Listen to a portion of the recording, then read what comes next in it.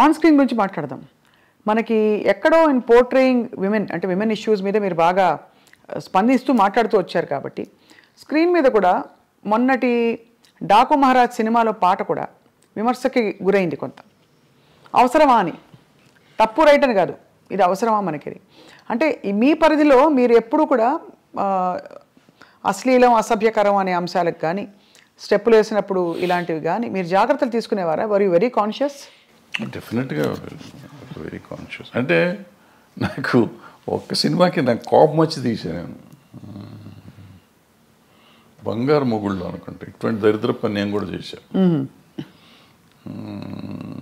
ఆ పాటే దరిద్రం. అక్కడ చేయేస్తే ఇక్కడ చేయేస్తే సంథింగ్ ఏదో ఉంటుంది, సరే గుర్తులేదు. అంటే మంచి నీతిగా అసలు ఎక్కడ ముట్టుకోకుండా ఒకరినొకరు టచ్ చేయకుండా సినిమా తీస్తా అంటే ఎవడు చూడట్లేదని కోపం వచ్చి ఆ సినిమా దరిద్రం పెట్టండి అని చెప్పి నేనే పెట్టి తీస్తాను. అంటే ఒక్కోసారి ఫ్రస్ట్రేషన్లో చేసిన పని అది చేసింది నేను చేసిన తప్పే. బట్ ఇవాళ వాళ్ళు చేసిన తప్పంటే ఇప్పుడు నాకు వయసు అయిపోయి నేను సినిమాలు లేవు కాబట్టి వాళ్ళు చేసిన తప్పండి. ఇవాళ చిరంజీవి గారు ఠాగూర్లోనో దేంట్లోనో అదేదో సినిమా పాట ఏదో ఉంటుంది ఏమంటే నేను అప్పుడు కామెంట్ చేశాను, అంత అద్భుతమైన సినిమాలు ఇది ఏంటండి అని చెప్పి. ఆ తర్వాత వాళ్ళంతా ట్రోల్ చేశారు. అట్లాగే బాలకృష్ణ గారు మొన్న ఆ సినిమాలో కూడా అది అనవసరం, అది ఆయన స్టేచర్కే అనవసరం. అసలు ఇవాళ అటువంటివి చూస్తారు అనుకోవటం అనవసరం. అంతకుముందు ఆయన చేశాడు కదా భగవత్ కేసరి, అద్భుతంగా చేశారు ఆ సినిమా. అఖండ అద్భుతంగా చేశారు. అమ్మాయి కనపడకుండానే సినిమాలు ఆడుతుంటే ఆయనకి ఎందుకు ఇది, దీనికోసం ఎవరిని వస్తారా, ఎన్ని టికెట్లు తిరుగుతాయి, ఊరికి కాంట్రవర్సీ తప్పించి. అందులో ఆయన ఎమ్మెల్యే పొలిటీషియన్ అంటే ఇన్ని ఉండగా ఆయనకి అటువంటిది ఆయనే రిజెక్ట్ చేసి ఉంటే పోయేది లేదు. చేసే ప్రొడ్యూసర్లు అడిగారు, డైరెక్టర్లు అడిగారు, డాన్స్ మాస్టర్ అడిగాడు, ఏదో వాళ్ళ గోల మనకెందుకు. కరెక్టే సార్. అంటే ఎంటర్టైన్మెంట్ ప్రపంచమే విస్తరించింది బాగా. నెట్ఫ్లిక్స్లో ఇంట్లోనే మనకి ఫారిన్ అయితే ఎన్నెన్నో రకరకాలు అన్నీ వచ్చినాక అసలు బేసిక్గా ఓటీటీ వచ్చిన తర్వాతమ్మా ఏది తప్పు ఏది ఒప్పు అనేది లేకుండా సెన్సర్ వాళ్ళు కూడా వదిలేస్తున్నారు ఇవన్నీ పడుచుకోకుండా. నాకు రౌడీ అన్నయ్యలోనో దేంట్లోనో ఒక సాంగ్ చేస్తాంటే ఈ రంపక వరకు మిడీ లాగా ఉంటుంది ఇక్కడ దాకా. ఓ సాంగ్లో తిరుగుతూ ఉంటే కొంచెం లేస్తుంది.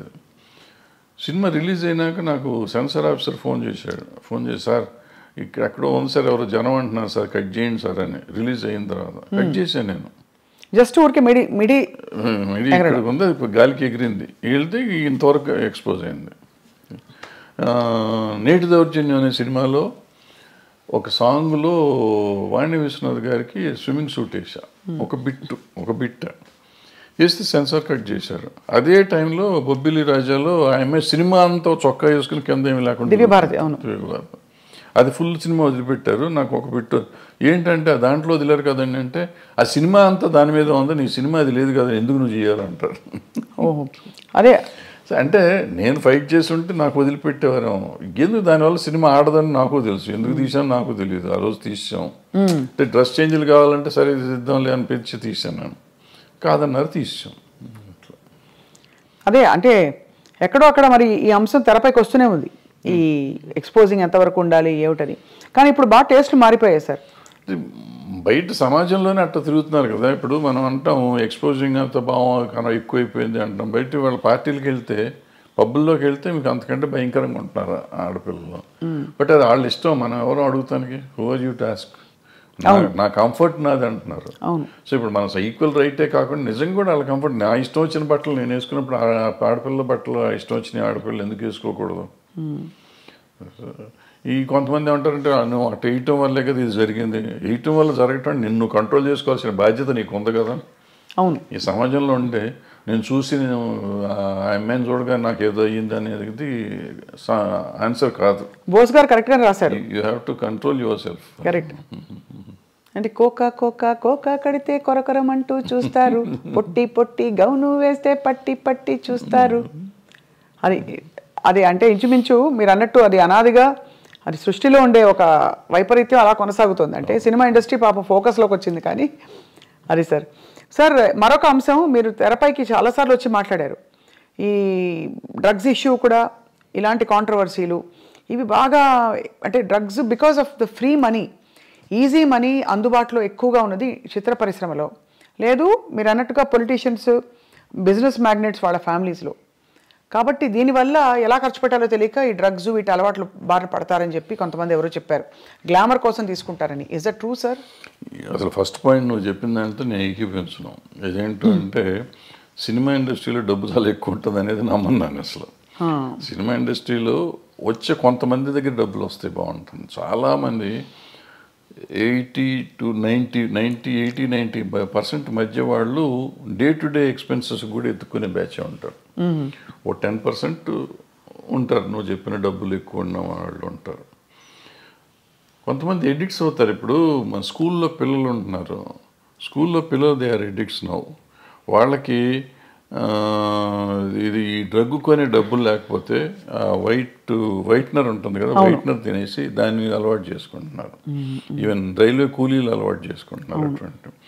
సో ఇవన్నిటికీ ఏంటంటే వాటిని అరికట్టే మార్గం మనం ఎత్తుకోవాలి. సో డబ్బు ఉంటే వస్తారు, డబ్బున్న వాళ్ళే చెడ్డవాళ్ళు, డబ్బు లేని వాళ్ళు మంచివాళ్ళు అనే శాస్త్రం అక్కడ లేదు. ఈ దురలవాట్లు అనేవి డబ్బు ఉన్నా లేకపోయినా అవుతుంది.